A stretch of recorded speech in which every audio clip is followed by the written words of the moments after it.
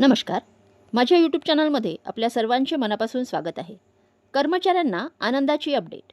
निवृत्तीवेतन सविस्तर शासन निर्णय निर्गमित. अखेर सुधारित राष्ट्रीय निवृत्तीवेतन योजनेच्या विकल्प निवडीला 2 वर्षात दुसऱ्यांदा मुदतवाढ.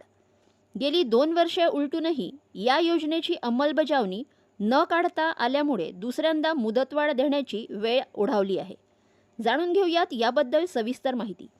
त्यापूर्वी चॅनलला नवीन असाल तर लाईक करायला विसरू नका, सबस्क्राईब करायला विसरू नका, नवीन अपडेट्ससाठी बेल आयकनला प्रेस करायला विसरू नका आणि माहिती आवडल्यास आपल्या सहकारी मित्रांना शेअर करायला देखील विसरू नका. 2005 साली जुनी पेन्शन बंद करून DCPS योजना लागू करण्यात आली. मात्र अंमलबजावणी 2010 पर्यंत होऊ शकली नाही. शेवटी टप्प्याटप्प्याने 2014 साली शासकीय कर्मचाऱ्यांना व 2019ला शिक्षकांना DCPS बंद करून केंद्राच्या NPS मध्ये वर्ग करण्यात आले. आता राष्ट्रीय निवृत्तीवेतन योजनेमध्ये कथित 50% पेन्शनचे आश्वासन देऊन ती आणली तर गेली आहे. मात्र NPS कपात सुरू ठेवून ही योजना कशी राबवायची हा सगळ्यात मोठा प्रश्न शासनासमोर आहे.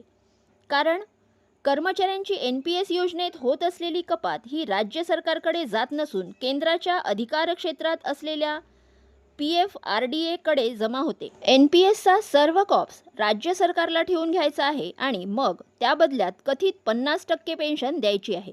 अशा स्थितीत कर्मचाऱ्याला NPS मध्ये आधीच दिलेले 14% दरमहा पेन्शन व 10% कर्मचारी हिस्सा आपल्याकडे ठेवून घेतल्यावरच या योजनेअंतर्गत पेन्शन देता येणार आहे. अशी ही कर्मचाऱ्यांची सर्व NPS कॉप्स रक्कम राज्य सरकारांना द्यायला PFRDA कडे तरतूद नाही. त्यामुळे ते देणार नाहीत, कारण त्या रकमेवर कर्मचाऱ्यांचा अधिकार आहे असा NPSचा नियम आहे. अनेक सेवानिवृत्त कर्मचारी जे स्वतःची अंशदान रक्कम देऊन या योजनेअंतर्गत पेन्शन घेऊ इच्छित होते, त्यांना 2 वर्षात RNPS मधून कोणतीही पेन्शन मिळू शकलेली नाही. खरं तर शासनाने GPSच्या भानगडीत न पडता जुनी पेन्शन योजना लागू करून कर्मचाऱ्यांची पेन्शनच्या कटकटीतून सुटका करून त्यांना न्याय द्यावा ही अपेक्षा कर्मचारी वर्गांची करीत आहेत.